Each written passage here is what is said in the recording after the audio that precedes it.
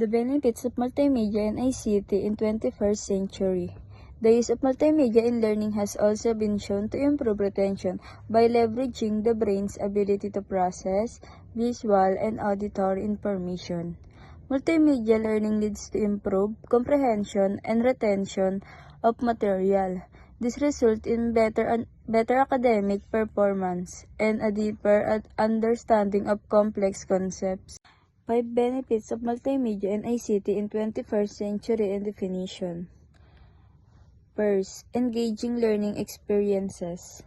Multimedia makes learning interactive and fun.